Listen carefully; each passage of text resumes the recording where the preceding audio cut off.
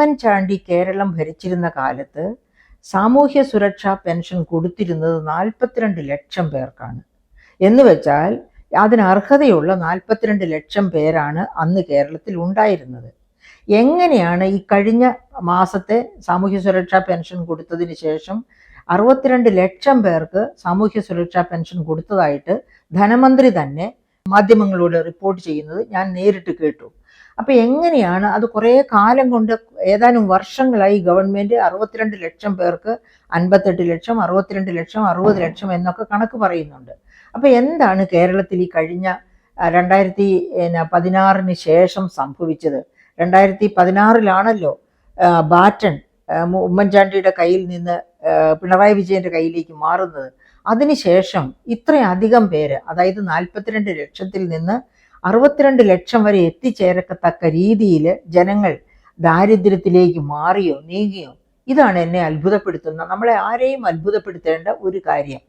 അല്ലെങ്കിൽ അർഹതയില്ലാത്തവർ, അങ്ങനെ ആവശ്യമില്ലാതെ അർഹതയില്ലാത്തവർക്കൊക്കെ സാമൂഹ്യ സുരക്ഷാ പെൻഷൻ കൊടുക്കാമെന്ന് തീരുമാനിച്ച്, അതായത് തങ്ങളോട് ചേർന്ന് നിൽക്കുന്നു എന്ന് തോന്നുന്നത് ആരാണെങ്കിലും അവർക്കൊക്കെ സാമൂഹ്യ സുരക്ഷാ പെൻഷൻ കൊടുക്കാം എന്ന രീതിയിൽ ഈ സ്കീം എക്സ്റ്റെൻഡ് ചെയ്ത് പോയത് കൊണ്ടാണ് ഇതുപോലെയുള്ള അപകടങ്ങളും ഉണ്ടായത്. അതായത് CAG 2022 തന്നെ മുന്നറിയിപ്പ് കൊടുത്തിട്ട് പോലും അതൊന്ന് പരിശോധിക്കാൻ കൂട്ടാക്കുന്നത് 2 വർഷങ്ങൾക്ക് ശേഷമാണ് എന്ന് നാം ഓർക്കണം.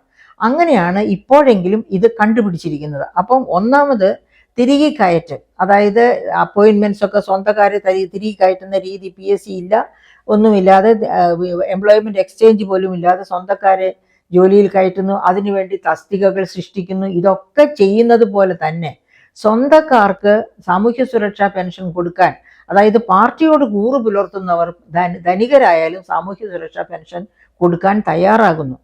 ഈ അടുത്ത കാലത്ത് തന്നെ എനിക്ക് കോട്ടയം ഭാഗത്ത് നിന്ന് ഒരു ഇൻഫർമേഷൻ കിട്ടുന്നു. അതായത് ഒരു ഇൻകം ടാക്സ് എക്സ്പേർട്ടാണ് അത് വിളിച്ചു പറയുന്നത്. എന്താണ് പറയുന്നത്? വീടിന്റെ മുറ്റത്ത് മിത്സുബിഷി കാറ്, അല്ലെങ്കിൽ അതിനെ അതുപോലെ വില കൂടിയ കാറുകൾ കിടക്കുന്നു, കൊട്ടാര സദൃശമായ വീട്, ഒരമ്മച്ചി മാത്രം അവിടെ താമസിക്കുന്നു. അമ്മച്ചിയെ നോക്കാനായിട്ട് ആരെങ്കിലും ഒരാൾ. അവർക്കും സാമൂഹ്യ സുരക്ഷ, അവർക്കെന്ന് വെച്ചാൽ അമ്മച്ചിക്ക് സാമൂഹ്യ സുരക്ഷാ പെൻഷൻ കൊടുക്കുന്നു. അവരുടെ മക്കളൊക്കെ അമേരിക്കയിലോ യൂറോപ്പിലോ ഒക്കെയാണെന്ന് ഓർക്കണം. ആ തരത്തില്. അപ്പൊ എന്തുകൊണ്ടാണ്? അവരുമായിട്ടും ഈ തദ്ദേശ സ്വയംഭരണ സ്ഥാപനത്തിന്, പഞ്ചായത്ത് രാജിന് അടുപ്പമുണ്ട്. ആ അടുപ്പത്തിന്റെ പേരിൽ അവർക്കും ഇത് കൊടുക്കുന്നു. അങ്ങനെ അവനവന് വേണ്ടപ്പെട്ടവർ എന്ന് തോന്നുന്ന ആർക്കും അർഹത നോക്കാതെ സാമൂഹ്യ സുരക്ഷാ പെൻഷൻ വെച്ചു കൊടുക്കുന്നു. അങ്ങനെയാണ് ഈ 42 ലക്ഷം എന്നുള്ളത് 62 ലക്ഷമായി തീർന്നത്. പ്രിയപ്പെട്ട സുഹൃത്തുക്കളെ, നമ്മൾ ഓർക്കേണ്ടത് ഒരു കാര്യമാണ്, ഇത് ജനങ്ങളുടെ നികുതി പണമാണ് കൊടുക്കുന്നത്. സാമൂഹ്യ സുരക്ഷാ പെൻഷൻ ആർക്ക് കൊടുത്താലും അർഹതയില്ലാത്തവർക്ക് കൊടുക്കുന്നത് വലിയ കുറ്റമാണ്. കാരണം സാധാരണ ജനങ്ങളുടെ നികുതി പണം എടുത്താണ് സാമൂഹ്യ സുരക്ഷാ പെൻഷനോ മറ്റേത് ചെലവും നടത്തുന്നത്. ഞാനിപ്പോൾ പറഞ്ഞല്ലോ, പ്രത്യേക ഒരു ടീമിന് 10.47 കോടി ചെലവഴിച്ചുകൊണ്ട് പുതിയ ഒരു പ്രചാരണ സ്കീമിനെ കൊണ്ടുവരുന്നു ഗവൺമെന്റ് എന്ന് പറഞ്ഞു. ഇതെല്ലാം ചെലവഴിക്കുന്നത് ഈ നമ്മളെപ്പോലുള്ള സാധാരണക്കാർ കൊടുക്കുന്ന നികുതി പണത്തിൽ നിന്നാണ്. അപ്പൊ വഴിവിട്ട് ചെലവഴിക്കുന്നത് നമ്മൾ ചൂണ്ടിക്കാണിക്കുന്നതിന് ഒരിക്കലും മടി വിചാരിക്കാൻ പാടില്ല. അങ്ങനെ ചിന്തിക്കുമ്പോഴാണ് CAG തന്നെ 2022 ചൂണ്ടിക്കാണിച്ചിട്ടും ഗവൺമെന്റ് ഇതുവരെ മൗനം. വെച്ചാൽ നമുക്ക് വേണ്ടപ്പെട്ടവരല്ലേ അതൊക്കെ വാങ്ങിച്ചുകൊണ്ടിരിക്കുന്നത് എന്ന ധാരണയിൽ. പക്ഷെ അവസാനം നിൽക്കക്കള്ളി ഇല്ലാതെ വന്നപ്പോഴാണ്, അതായത് ധനപ്രതിസന്ധി അത്ര രൂക്ഷമായപ്പോഴാണ് ആ രീതിയിൽ CAG പറഞ്ഞ രീതിയിൽ ഒരു അന്വേഷണം നടത്തുന്നതും ഇത്രയുമെങ്കിലും കണ്ടെത്തുന്നു. ഇനിയും കിടക്കുകയാണ്. ഇത് ഒരു അറ്റം മാത്രമാണ് ഈ കണ്ടെത്തിയിരിക്കുന്നത്. ഇനിയും ധാരാളമായിട്ട് കണ്ടെത്താൻ കിടക്കുകയാണ്. അപ്പൊ CAG ചൂണ്ടിക്കാണിക്കുന്ന പല കാര്യങ്ങളിൽ അതിൽ ചിലത് മാത്രം ഞാൻ നിങ്ങളുടെ ശ്രദ്ധയ്ക്ക് വേണ്ടി പറയാം. ഒന്ന്, മരിച്ചവർ പെൻഷൻ വാങ്ങുന്നു. CAG ചൂണ്ടിക്കാണിച്ച് ഇനിയും ഗവൺമെന്റ് കണ്ടുപിടിക്കാനുണ്ടെന്ന് ഞാൻ പറഞ്ഞത് അതുകൊണ്ടാണ്. അതായത് ഞാൻ നിങ്ങളെ ഉയർത്തി കാണിച്ച ഈ റിപ്പോർട്ടിൽ തന്നെയുണ്ട് എത്രയോ മരിച്ചവർ ജില്ലാ തലത്തിൽ പഠിച്ച് CAG, അതായത് ഓഡിറ്റ് ചെയ്ത് CAG കണ്ടുപിടിച്ച ഓരോ ജില്ലയിലും എത്ര മരിച്ചവർ പെൻഷൻ വാങ്ങുന്നു എന്ന റിപ്പോർട്ട് ഈ റിപ്പോർട്ടിലുണ്ട്. അതുകൂടാതെ ഇനി ഒരേ സമയം 2-3 പെൻഷൻ വാങ്ങുന്നു.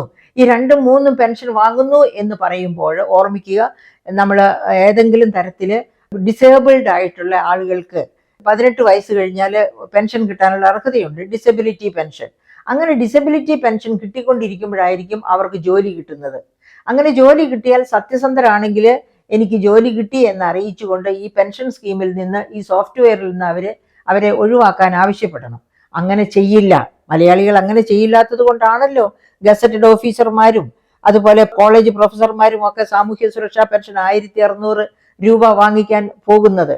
അപ്പൊ അത്തരം മൂല്യച്യുതിയുള്ള ഒരു സമൂഹത്തില് ഈ പറയപ്പെട്ട ഡിസേബിൾഡ് ആയിട്ടുള്ളവര് പിന്നെ ഇത് പറ്റിക്കുന്നു എന്ന് പറയുന്നത് വലിയൊരു കാര്യമല്ല. എങ്കിലും അങ്ങനെ 3ഉം 4ഉം പെൻഷൻ ഒരേ സമയം മേടിക്കുന്നവരുണ്ട്. CAG അതിനെപ്പറ്റിയുള്ള കണക്കുകൾ ജില്ല തിരിച്ചു കൊടുത്തിട്ടുണ്ട് ഈ റിപ്പോർട്ടില്. ഇനി അതുപോലെ മറ്റൊന്നാണ്, 60 മുതൽ 75 വരെ കൊടുക്കുന്ന പെൻഷൻ അല്ല, അതിനേക്കാൾ ഉയർന്ന പെൻഷനാണ് 75 വയസ്സിന് മുകളിൽ കൊടുക്കുന്നത്. അപ്പൊ എന്ത് ചെയ്യുമെന്നറിയാമോ? ഒരുപാട് പേര് അതൊക്കെ ഈ സോഫ്റ്റ്വെയർ, അതായത് പഞ്ചായത്തിലുള്ള ആൾക്കാർ ഉദ്യോഗസ്ഥർ സഹായിക്കാതെ പറ്റില്ല. ഈ സേവന സോഫ്റ്റ്വെയറിൽ തിരിമറി നടത്താൻ അവരുടെ സഹായമില്ലാതെ നമുക്ക് വ്യക്തിക്ക് പറ്റില്ലല്ലോ. 75 വയസ്സാകുന്നതിന് മുൻപ് തന്നെ 75 വയസ്സായി എന്ന രീതിയിൽ ഏജ് ഉയർത്തി കാണിച്ച് ഉയർന്ന പെൻഷനിലേക്ക് മാറുന്നു. അങ്ങനെ ഉയർന്ന പെൻഷൻ, അതായത് 75-ന് താഴെയുള്ളവർ 75+ കൊടുക്കേണ്ട ഉയർന്ന പെൻഷൻ വാങ്ങുന്ന ധാരാളം കേസസ് ഉണ്ട്. ഇതുപോലെ ഇനിയും കാരണങ്ങൾ ചൂണ്ടിക്കാണിക്കുന്നുണ്ട്. അപ്പൊ ഇതെല്ലാം ചൂണ്ടിക്കാണിച്ച് CAG 2022 പുറത്തുവിട്ട റിപ്പോർട്ടാണ് ഇതുവരെയും വേണ്ട രീതിയിൽ ശ്രദ്ധിക്കാതെ പഠനം നടത്താതെ മുൻപോട്ട് പോയിക്കൊണ്ടിരുന്നത്. അങ്ങനെ പോകുന്ന ഗവൺമെന്റ് CAG തന്നെ മറ്റ് റിപ്പോർട്ടുകളിൽ, റിപ്പോർട്ട് നമ്പർ 3 റവന്യൂ സെക്ടറിലേക്കുള്ളതാണ്. ആ റിപ്പോർട്ട് നമ്പർ 3 നിങ്ങളെടുത്ത് നോക്കണം, നിങ്ങൾക്ക് അതിൽ കാണാം ഈ ഇങ്ങനെയുള്ള ദുർച്ചെലവുകൾ, അതായത് എന്താ പറയുക, വകമാറ്റി ചെലവഴിക്കല്, ഇതുപോലുള്ള അമിത ചെലവഴിക്ക്, ഇതൊക്കെ ദൂർത്താണ് സത്യത്തിൽ. ഇതൊക്കെ ദൂർത്തല്ല, ഇതൊക്കെ പിടിപ്പുകേടാണ്. അതായത് ഈ അഴിമതി കണ്ടുപിടിക്കുക, അഴിമതിക്ക് കൂട്ടുനിൽക്കുന്നു, അത് എഫിഷ്യൻസി ഇല്ലായ്മ കൊണ്ടും ആകാം. ചിലപ്പോൾ അഴിമതിക്ക് കൂട്ടുനിൽക്കുന്നതല്ല. ഇപ്പോഴാണല്ലോ ഈ 2 സ്പാർക്കും സേവനായും കൂടി ഒത്തുചേർക്കുന്നത്. ഒത്തു നോക്കിയപ്പോഴാണ് ഒരേ ആധാർ നമ്പർ 2 കിടക്കുന്നു. ഒരേ ആധാർ നമ്പർ 2 കിടക്കുന്നത് കണ്ടപ്പോഴാണ് ഇവൻ 2 മേടിക്കുന്നു, ഇവൾ 2 മേടിക്കുന്നു എന്ന് മനസ്സിലാക്കിക്കൊണ്ട് ഈ 1458 പേരെ ഇയർ മാർക്ക് ചെയ്തത്. അതുപോലെ ഇനിയും എത്രയോ പേരെ ഇയർ മാർക്ക് ചെയ്യാനായിട്ടുണ്ട് എന്നുള്ളത് വീണ്ടും ഗവൺമെന്റ് ശ്രദ്ധിക്കേണ്ടതാണ്. അപ്പം ഇങ്ങനെ തിരിമറി നടത്തി ആർക്കെങ്കിലും കൊടുക്കാനല്ല, അതിനല്ല മുഖ്യമന്ത്രി ആദ്യ ദിവസം സ്വെയറിംഗ് ഇൻ സെറിമണി കഴിഞ്ഞപ്പോൾ പറഞ്ഞത് എഫിഷ്യൻസിക്കാണ് മാർക്ക് എന്ന് പറഞ്ഞത്. എഫിഷ്യൻസിക്കാണ് മാർക്ക് എങ്കിൽ CAG റിപ്പോർട്ട് എടുത്തു നോക്കി. CAG റിപ്പോർട്ടിലേക്ക് എന്തിനു പോകണം? ഓരോ വകുപ്പിലും ഈ സേവന സോഫ്റ്റ്വെയറും സ്പാർക്കും കൂടി കമ്പയർ ചെയ്ത് എവിടെയെങ്കിലും ഇതുണ്ടെങ്കിൽ അതൊക്കെ നികത്തി അങ്ങനെ ഓരോ മേഖലയിൽ നിന്ന് കറക്റ്റ് ചെയ്ത് വരുമ്പോഴാണ് നമ്മുടെ ഖജനാവ് നിറയാനുള്ള വരുമാനം ഖജനാവിൽ എത്തിച്ചേരുന്നത്. അതുകൊണ്ട് ഇത് കണ്ടില്ലെന്ന് നടിക്കരുത്. ക്ഷേമ പെൻഷൻ ആരൊക്കെ അതായത് ഈ 1458 പേരെ കണ്ടെത്തിയല്ലോ, ഈ 1458 പേരും ചെയ്തത് ക്രിമിനൽ ഒഫൻസ് ആണ്.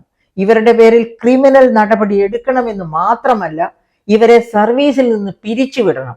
അങ്ങനെയാണെങ്കിൽ മാത്രമേ മേലിൽ ഇത്തരം കഠിനമായ കുറ്റങ്ങൾ, ഇത്തരം ക്രിമിനൽ ഒഫൻസസ് ഈ സർക്കാർ ജീവനക്കാര് വരുത്താതിരിക്കുകയുള്ളൂ. അതുപോലെ തന്നെ അവർക്ക് ഇതിനെ ഒത്താശ ചെയ്തു കൊടുത്ത ആരെങ്കിലും ഉണ്ടെങ്കിൽ അവരെയും കൂടി സർവീസിൽ നിന്ന് പുറത്താക്കി കൊണ്ടുവേണം ഗവൺമെന്റ് ഒരു മാതൃക കാണിക്കാൻ. അങ്ങനെ മാതൃക കാണിക്കുകയാണെങ്കിൽ ഗവൺമെന്റ് വരുമാന സമാഹരണം തീർച്ചയായിട്ടും ശക്തിപ്പെടും. അങ്ങനെ ശക്തിപ്പെട്ടാൽ മാത്രമേ കാര്യക്ഷമതയുള്ള ഒരു ഗവൺമെന്റാണ് ഈ ഗവൺമെന്റ് എന്ന് ആരെ കൊണ്ടും പറയിക്കാൻ പറ്റൂ. അതിന് പ്രചാരണ തന്ത്രങ്ങളൊന്നും വേണ്ട, കർമ്മം ചെയ്താൽ മതി. കർമ്മം ചെയ്ത് മുഖം രക്ഷിക്കുക, പ്രചരണ തന്ത്രങ്ങൾ കൊണ്ടല്ല മുഖം രക്ഷിക്കേണ്ടത്.